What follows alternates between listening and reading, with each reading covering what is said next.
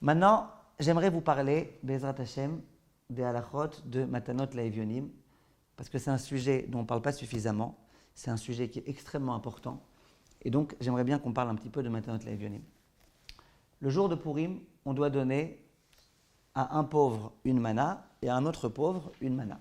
On doit donner 2 manotes à 2 pauvres, donc ça fait une mana à un pauvre, une mana à un autre pauvre.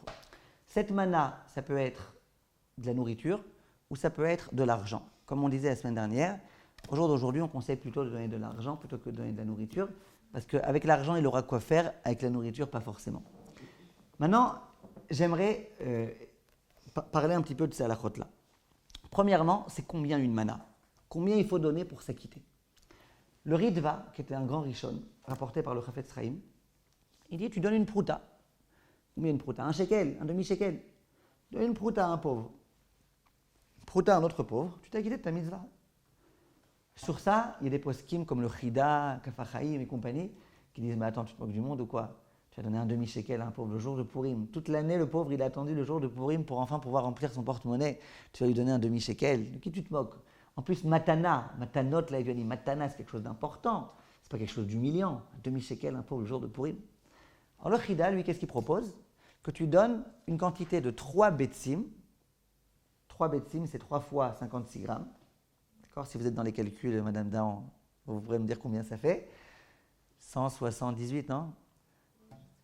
Bekitso, vous faites 3 fois 56 grammes. 168. D'accord? Et il faut donner cette quantité-là de quoi? De pain. Ça veut dire que si vous achetez une demi-baguette, d'accord, 3 shekels, vous avez dedans 3 betsim de pain, ben vous êtes acquitté. Donc, comme ça, il y a certains poskim qui veulent dire, 3 betsim, c'est suffisant. C'est déjà plus important. Il peut quand même manger déjà quelque chose. Maintenant, à nouveau, hein? Donc, en termes d'argent, c'est quoi? En termes d'argent, beaucoup veulent dire 5 shekels. Tu donnes 5 shekels à un pauvre, 5 shekels à un autre pauvre, t'es quitte. Certains veulent dire 10 shekels à un pauvre, 10 shekels à un autre. C'est-à-dire qu'il faut que ce soit quand même quelque chose dont il n'a pas honte de recevoir. Si lui donne 50 agourotes, il va avoir honte. Si lui donne 5 shekels, déjà il n'aura pas honte. 10 shekels, encore moins. C'est quelque chose quand même d'important. Il y a des poskim qui ont dit que ce n'est pas encore suffisant. Ce n'est pas le mieux, ce n'est pas encore suffisant. Pourquoi? C'est quoi le but de Matanot Laevionim? Qu'il puisse avoir de quoi manger à son repas. Bon, tu donnes à un pauvre une demi-baguette. D'accord, toi, tu aurais mangé une demi-baguette pour ton michté? Non, tu aurais mangé à part ta demi-baguette encore plein de choses. Et puis on a dit en plus au début du cours, c'est bien qu'il y ait de la viande. Alors quoi? Alors donne-lui la somme qu'il faut pour pouvoir se payer un repas de viande. C'est combien un repas de viande? Le Rav Eliashiv, il dit, enfin il y a 12 ans, il disait, c'est 50 shekels. 50 shekels, tu peux t'acheter un morceau de viande, tu peux t'acheter du pain, tu peux t'acheter une petite bouteille de vin, tu peux un petit coca. 50 shekels, c'est quelque chose de bien. Le Rav Eliashiv, il conseillait de donner 50 shekels à un pauvre, 50 shekels à un autre pauvre.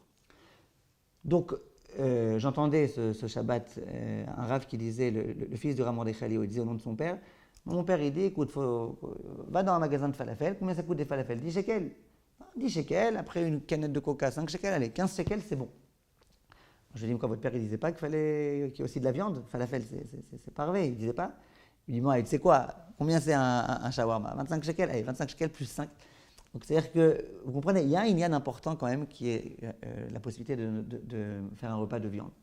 Donc, les maassés, je vais vous dire, le Rav Ovadia, il est d'accord, par exemple, que si quelqu'un n'a vraiment pas l'argent, il peut s'acquitter en donnant une prouta. Un shekel à un pauvre, un shekel à un autre pauvre, c'est bon. Le Rav Chaim Kanievski, pareil. Il dit, mais Ikaradin, t'as donné un shekel, t'es quitte. Le Rav Eliashiv, lui, il veut pas. Il lui dit, t'es pas quitte en donnant un shekel ou un shekel. Le Chida, le Ben Ishraï, ils ne sont pas d'accord. Le Chida et le Ben Ishraï, ils disent au moins de quoi manger 3 betsim, ça veut dire environ 5 ou 10 shekels par pauvre. Le Rav Eliashiv lui dit, non, moi je pense que si tu veux vraiment t'acquitter, tu donnes 50 shekels. Donc, si vous voulez bien faire, essayez, dans la mesure du possible, de donner 50 shekels à un pauvre, 50 shekels à un autre. Et si vraiment vous ne pouvez pas, parce que vous n'avez pas les moyens, alors combien vous auriez, oui, donné? 10 shekels à peu près, ça c'est faisable. Alors 10 shekels donnés de votre propre argent, et les 40 shekels supplémentaires, donnez-les de l'argent du maaser. Ce n'est pas le top. Le top, c'est de donner les 50 shekels, pas du maaser, parce que c'est une mitzvah que vous êtes obligé d'accomplir. Mais bon, si vous pouvez faire comme ça, c'est déjà... Est-ce que le mari doit donner le double pour sa femme ou ce qu'il donne, ça compte aussi pour sa femme? Non. La femme aussi, elle est juive, elle a aussi les mitzvot. On a dit, tout le début du cours, on a dit, les femmes, elles se conservent. Il peut boire aussi pour vous et votre mari?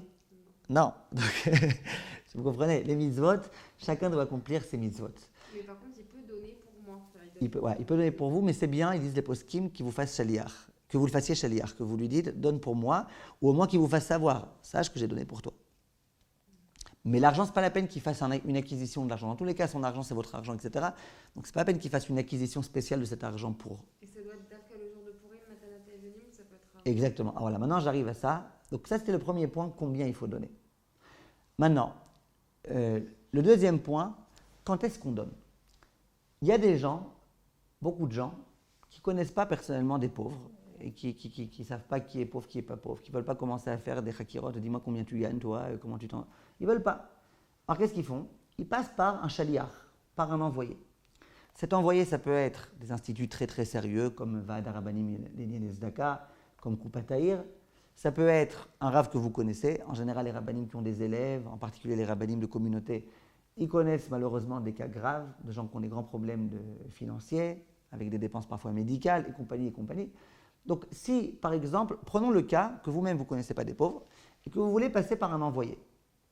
Vous dites à Rav un tel, voilà, je vous donne l'argent, distribuez s'il vous plaît pour moi. Alors maintenant, écoutez bien la question. La question c'est comme ça. Est-ce que vous êtes obligé de donner à cet envoyé le jour de Purim? Lui, c'est sûr qu'il va devoir donner au pauvre le jour de Purim.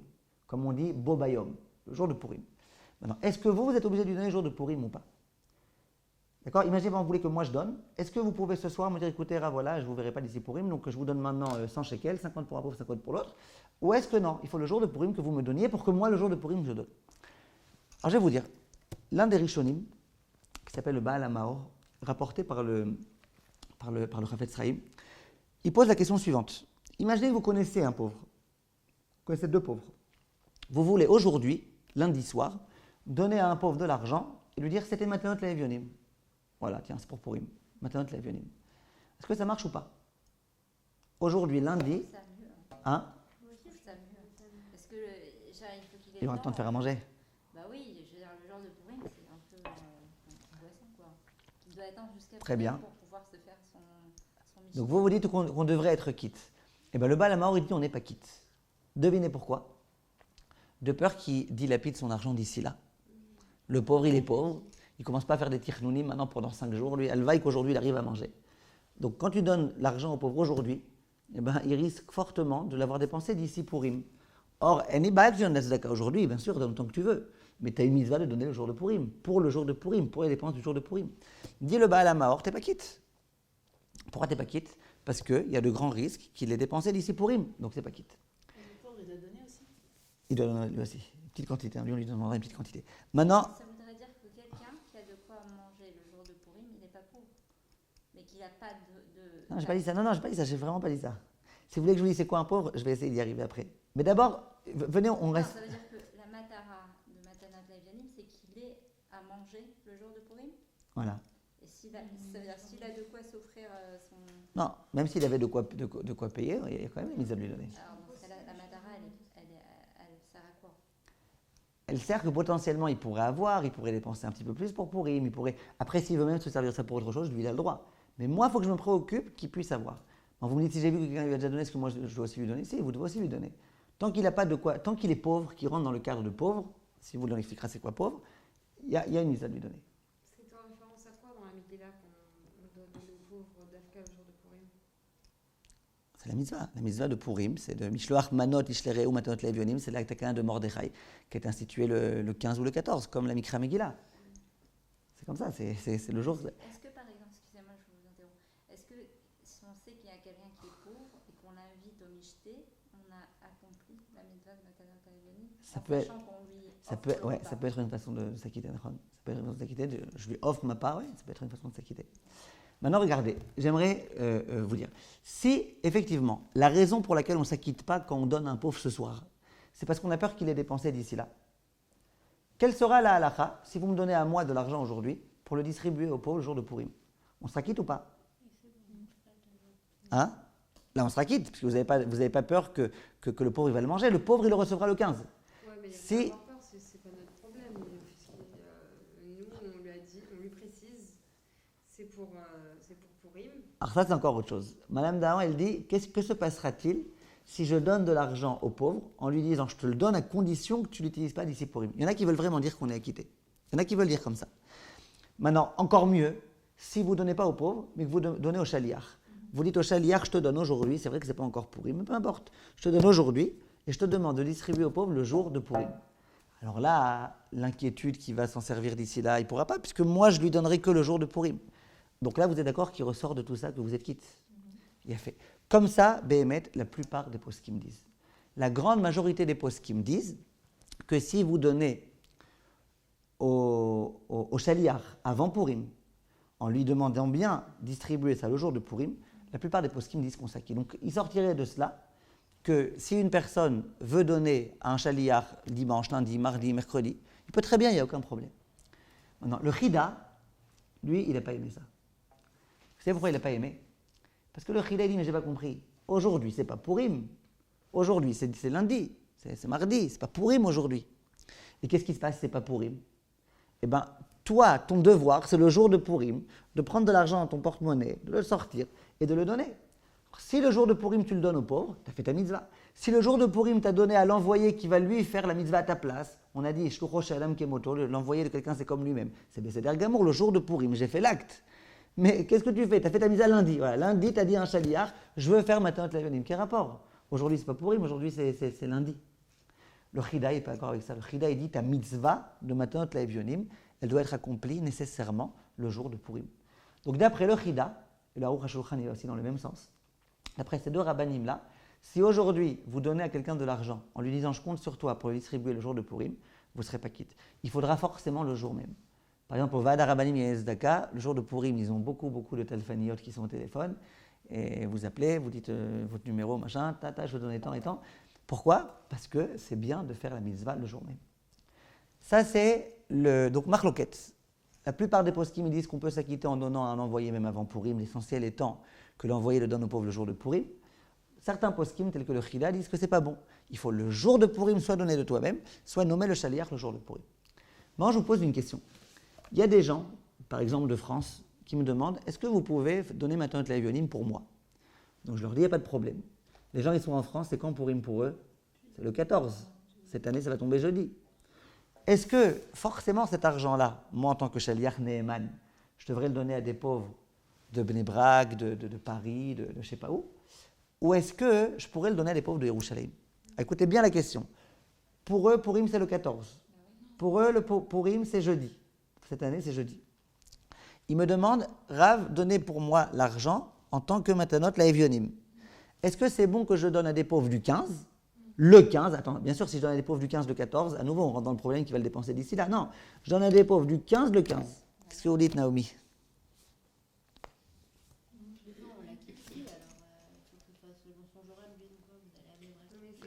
Donc vous dites c'est pas bon de donner. C'est Pourim pour qui dans l'histoire? Quand vous donnez Matanot Le'Evionim le 15 aux pauvres, c'est Pourim pour qui? Pour vous ou pour le pauvre ce jour-là? Moi j'habite à Yerushalayim si vous ne savez pas. Le pauvre, dans mon cas, il habite à Yerushalayim. Et la donatrice, enfin la Mechouyevet de Matanot Le'Evionim, elle habite à Paris. Est-ce que ça marche ou pas? Ça marche parce qu'elle a donné à Pourim et vous avez donné à Pourim. Non, ton chaliar, il faut que ce soit le jour. D'accord. Vous avez donné à Pourim quand vous avez donné le 15. D'accord. Est-ce qu'elle aurait le droit d'écouter la Megillah vendredi, la parisienne?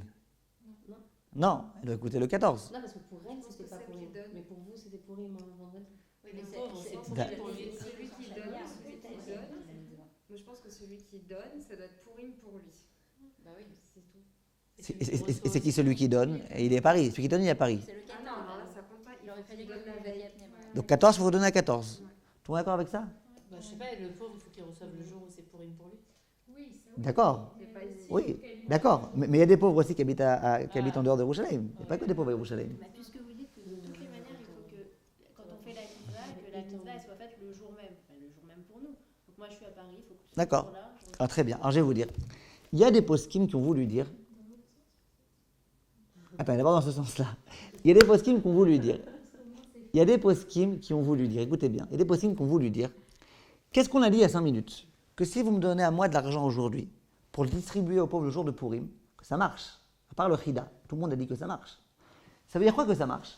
Ça veut dire qu'on se moque un petit peu de celui qui donne. Ce qui nous intéresse, nous, c'est le pauvre. On ne va pas par rapport au donateur, on va par rapport au pauvre. Si tu avais par rapport au donateur, depuis quand vous donnez un chaliar lundi alors que Pourim c'est vendredi? Ça ne marchera pas. D'accord ou pas? Donc, En plus, la nuit, alors que Matan Tavionot, ça doit être donné le jour de Purim, pas la nuit. Donc, si on disait vraiment qu'on allait par rapport aux donateurs, pas simplement par rapport aux pauvres, alors ça ne devrait pas marcher. Si vous me donnez ce soir pour donner à un pauvre vendredi matin, ça ne devrait pas marcher. Or, vous voyez qu'à part le Chida, tout le monde dit que ça marche. C'est bien la preuve que quoi? Qu'on ne voit pas par rapport à celui qui donne. Celui qui donne, en quelque sorte, il ne nous intéresse pas. Nous, ce qui nous intéresse, c'est que ce soit arrivé entre les mains du pauvre vendredi, que le pauvre ait pu en profiter. Si on dit vraiment ça, il y en a donc qui ont voulu dire, le Mitrat Yitzhak par exemple, il a voulu dire, que, il en ira de même, dans notre cas précis. C'est vrai que celui du 14, pour lui, les mitzvot, c'est le 14. On a dit, on s'en fout de celui qui donne, lui, il ne nous intéresse pas. Ce qui nous intéresse, c'est le pauvre. Il y a un pauvre de Jérusalem qui va recevoir le 15. Tant mieux, on est quitte.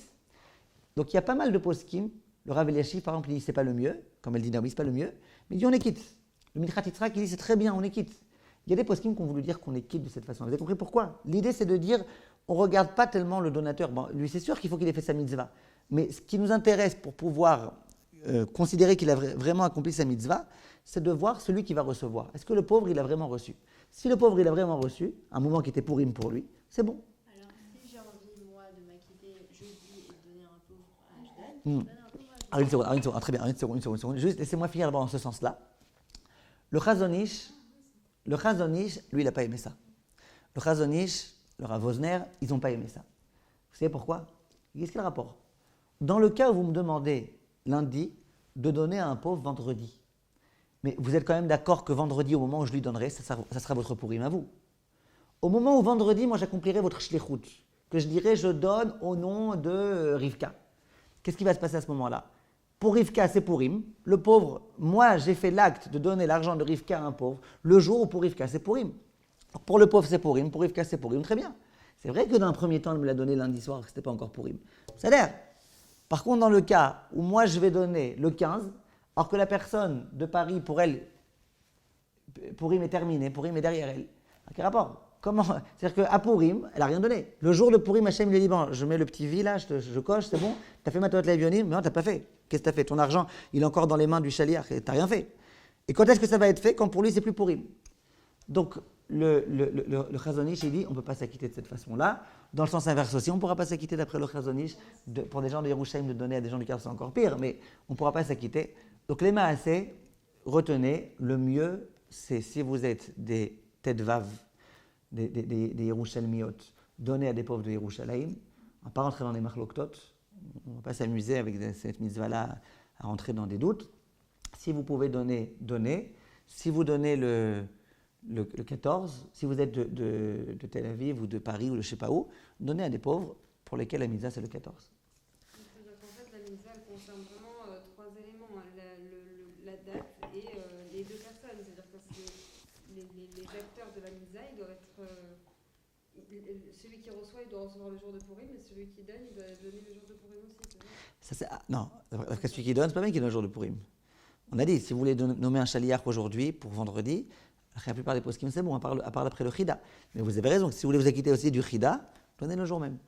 Si vous voulez vous acquitter le top du top, vous donnez ou vous-même à des pauvres, ou vous donnez à un chaliar le jour de Purim, pour que lui, il donne le jour de Purim à des gens pour lesquels Purim est le même Purim que vous. Il n'y a pas un lien de donner aux pauvres des restes d'Israël, par rapport au fait quand on est en rôle ou par rapport à certains pays, l'idée que les pauvres, il faut privilégier ceux des restes d'Israël. Je vais vous dire, il y a un inyan de privilégier les pauvres des restes d'Israël. Maintenant, il y a aussi un inyan de privilégier les pauvres de sa ville. Okay. Et pour beaucoup de poskim, Aniye Irra, ça passe avant Aniye Eretz Israël. C'est-à-dire quelqu'un qui habite à Paris, qui a des pauvres à Paris, pour beaucoup de poskim, ça passe avant. Mais maintenant, il y en a Chenami. Après, c'est toute une question de qui passe avant quoi, etc. C'est tout un siman dans Shulchan Aruch qui parle de la préséance. À qui on doit donner en premier lieu, les gens de la famille, les proches parents, les machins, Tamit Racham, le machin. Il y a plein de choses après qui entrent en ligne de compte, à qui il faut donner de préférence, etc. Maintenant, c'est quoi un pauvre? Si on veut se poser la question, c'est quoi un pauvre? Alors, vous avez remarqué que quand on veut parler de pauvre, il y a plusieurs termes qui peuvent être employés. Il y a Ani. Ani, c'est un pauvre.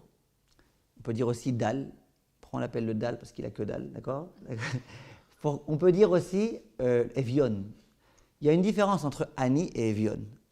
Evion, c'est un degré de pauvreté plus grand que le Ani.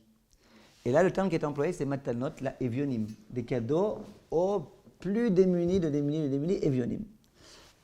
C'est quoi la différence entre Evion et Ani? Le Ani, il a quand même un petit peu honte de demander. C'est-à-dire qu'il a quand même un peu d'argent, donc il a honte de demander. Le Evion, il est tellement pauvre, il est tellement dans la galère qu'il n'a même plus honte de demander. Maintenant, halakha le maaseh, aujourd'hui, les poskim, ils nous font remarquer que Baruch Hashem, on n'est plus dans un degré de pauvreté dans lequel les gens n'ont pas de quoi manger. Les gens aujourd'hui, ils s'arrangent pour manger. Alors c'est vrai qu'ils ne peuvent pas tous se permettre de la viande et du machin, mais aujourd'hui, Baruch Hashem, en Israël, à Paris, partout, les gens, ils ne meurent plus de faim. Baruch Hashem, Baruch Hashem. Il y a vraiment des familles quand même qui sont vraiment dans très démunies. Qui sont démunis, oui, mais Baruch Hashem, la plupart des gens aujourd'hui, ils ne meurent pas de faim. Baruch Hashem, les gens aujourd'hui, ils ne meurent pas de faim, ça veut pas dire qu'ils ne rentrent pas dans des dettes et compagnie. Ils sont aidés, parce qu'ils sont aidés, parce que plein de choses. Mais aujourd'hui, Baruch Hashem, les gens, ils ne meurent plus de faim. Alors, donc, si tu me dis que le Evion, c'est quelqu'un qui est sur le point de mourir de faim, on ne pourrait plus accomplir la mitzvah aujourd'hui. Alors, comment on fait pour accomplir la mitzvah? La plupart des poskim, ils disent que même s'il n'est pas Evion, qu'il est que Ani, c'est bon. Alors, c'est quoi un Ani? Très très rapidement, parce que je ne crois pas que vous êtes des Gabaït Tzedaka, je ne crois pas que vous avez tellement besoin de connaître tous les détails, mais juste que vous sachiez un petit peu de quoi il s'agit. Le Ani, c'est quelqu'un qui n'a pas de quoi finir son mois, d'accord? Qui ne finit pas ses mois, alors qu'il ne vit pas dans le luxe. Si quelqu'un il a 4 maisons, 3 voitures, 2 piscines et machin, et qui dit j'ai du mal à finir mon mois, débrouille-toi. Plus que ça, si quelqu'un il a 2 maisons, une dans laquelle il habite et une autre dans laquelle il n'habite pas, alors on lui dira, au lieu de demander de l'argent, vends ta maison et puis débrouille-toi. Vous comprenez? Si quelqu'un il n'a qu'une maison, c'est celle dans laquelle il habite, il a besoin de cette maison. Il a des verres, c'est ceux dans lesquels il boit. Je ne vais pas lui demander de les vendre, il a besoin de ça. Il ne vit pas du tout dans le luxe et il ne va pas en vacances dans tout type d'endroits, machin. Il vit de façon très très restreinte, très modeste. Et Pachot, il n'arrive pas à finir ses mois. Alors ça, la halakha considère que ça s'appelle un pauvre. La halakha considère que ça s'appelle un pauvre et donc il faut l'aider. Si par exemple, il a besoin de 8000 shekels par mois pour vivre et qu'il ne reçoit que 4000 shekels par mois et que chaque mois, il rentre dans une galère de dette, etc., ça s'appelle un pauvre. Je répète, s'il ne vit pas de façon complètement idiote. Il y a des poskim qui veulent dire, si par exemple quelqu'un il a beaucoup d'argent, mais il l'a investi dans des trucs dans lesquels il avait 50% de chance de devenir milliardaire, 50% de chance de devenir pauvre, et maintenant il est devenu pauvre. Beaucoup de poskim veulent dire, c'est pas évident que tu aies la mitzvah là, de l'aider, de lui donner maintenant la mais ils savaient depuis le début qu'il se mettait dans un certain risque. Bref, on ne rentre pas dans tous les détails de la halakha. Ce qui est sûr, c'est qu'une personne qui a du mal, on peut l'aider. Une personne qui chas v'shalom, elle vivait bien, d'un coup elle a eu des très très très très grandes dépenses médicales, parce que c'est fou que ce soit comme ça, mais il y a des fois où il y a des grandes, bien qu'on est dans la sécurité sociale et tout, parfois il y a des nituchim très importants qu'on est obligé de faire en chutz laaretz, on nous demande d'un coup 400 000 shekels. D'où quelqu'un il peut trouver 400 000 shekels. Si quelqu'un est dans cette situation-là, on peut lui donner les matanot laevionim. Il y en a même qui veulent dire que si quelqu'un d'un coup il doit marier sa fille, et qu'il n'a pas le premier sou pour commencer à marier sa fille, que ça rentre aussi dans le cadre de matanot laevionim. Pas tout le monde est d'accord dans ça, mais certains poskim en tous les cas. Hein? Ah voilà, alors il y en a qui veulent dire, le Rav Auerbach par exemple, il veut dire non, il faut que ce soit en kéchar avec le Mishté de Purim. Mais il y en a qui veulent dire non, dès lors qu'il est pauvre, il n'a pas de quoi finir ses mois, il n'a pas maintenant comment assumer cette dépense, et bien que ça rentre dans le cadre. Chaque année, je me dis, dans les associations, voilà, la Rabbanim ou quoi, on ne sait pas ce qu'ils font vraiment le jour même, etc. On ne sait pas si ça va distribuer. Pourquoi c'est pas distribué? Des pauvres à qui on va taper dans la rue. En général, les gens qui viennent sonner à nos portes, c'est pour les yeshivot, donc c'est pas des pauvres. Donc au final, cette mise on la fait mal à chaque fois.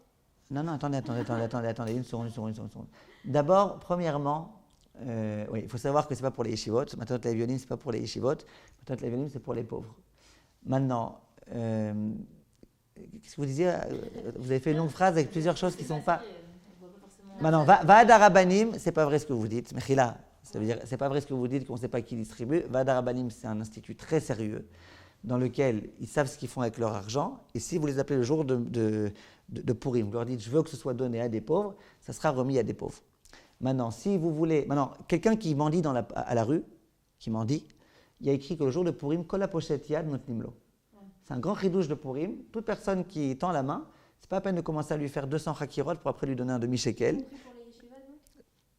Kol hapochet yad, si vous dites mais frère, c'est pour une yeshiva, je ne sais pas. Mais si quelqu'un il tend la main, c'est pas la peine de commencer. C'est pour qui? C'est pourquoi? C'est pour comment? Même les enfants.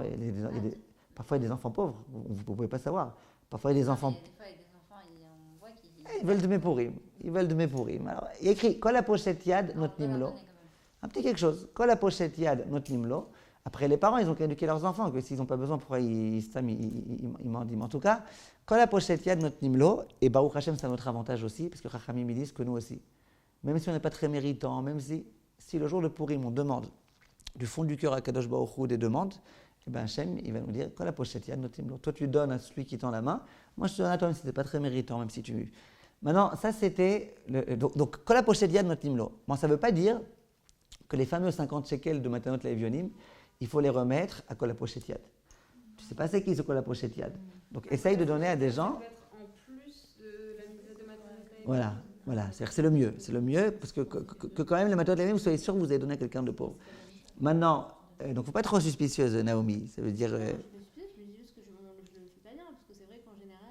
Alors, je vous dis, soit... On se demande comment ils font. Par exemple, imaginez qu'ils ont une réserve qu'ils distribuent, parce qu'ils ne vont pas attendre jusqu'au dernier moment, les pauvres, pour recevoir. Alors, comment ils font? Si vous voulez, dans une seconde, je vais vous dire. Donc, en tous les cas, sachez qu'il y a des... Baruch Hashem, aujourd'hui, il y a des karanot de tzedaka, il y a tout type de choses. Moi, personnellement, quand les gens ils me donnent, je connais des gens qui sont pauvres, qui sont très pauvres, quelqu'un avec des problèmes médicaux très importants, etc., qui n'ont pas du tout le moindre sou de parnassa, la famille, elle ne l'aide pas, etc. Des gens que je connais personnellement, des élèves très proches, donc, ils ne peuvent pas se moquer de moi, je sais très bien, tout très bien. Le jour de Purim, je m'arrange pour donner et pour que ça soit distribué. Donc il y a des gens sérieux, Baruch Hashem, même dans notre génération, il y a des gens sérieux qui distribuent bien comme il faut. Maintenant, regardez. Imaginez que vous vouliez donner un chèque à un pauvre. Vous allez voir Léa, un pauvre, le jour de Purim, vous lui écrivez un chèque de 50 shekels. Maintenant, je vous assure qu'à Yerushalayim, toutes les banques, le jour de Purim, elles sont fermées. Est-ce que vous êtes quitte ou pas? Il peut donner ce chèque à... Peut-être que moi, je dois faire un effort de donner de la manière la plus encaissable possible immédiatement. Donc vous n'êtes pas quitte? Mais il peut faire endosser ça par une macolette. Alors voilà, alors très bien. Il y a parfois des macolotes ou des endroits ou des choses dans lesquels, en Israël, il y a beaucoup de magouilleurs. Il y a plein de gens, tu leur donnes un chèque où il y a écrit la moutav bilvad pour monsieur Ben Hamour. Toi, tu t'appelles Madame Klein et puis Bichlal, et puis ils te prennent le chèque, juste tu lui laisses 5 shekels de caution, enfin pas de caution, de gain, et puis voilà. Donc, si vraiment on connaît des gens auxquels on donne le chèque et puis ils nous donnent l'argent, à peu près l'argent, c'est sûr que c'est bécédaire. Maintenant, si tu es un pauvre, et tout le monde sait que tu es un pauvre, et que tes chèques c'est des faux papiers, que tes machins c'est des trucs, et que Bichal tu as des chèques alors que tu n'as pas d'argent sur le compte et compagnie, si personne ne me fait confiance et que je ne pourrais pas me servir de cet argent le jour de Purim, c'est un problème. Maintenant, imaginez que vous vouliez donner de l'argent à un pauvre en particulier, et vous savez qu'il est vraiment nécessiteux. Mais vous savez que le jour de Purim, vous ne pouvez pas accéder à lui.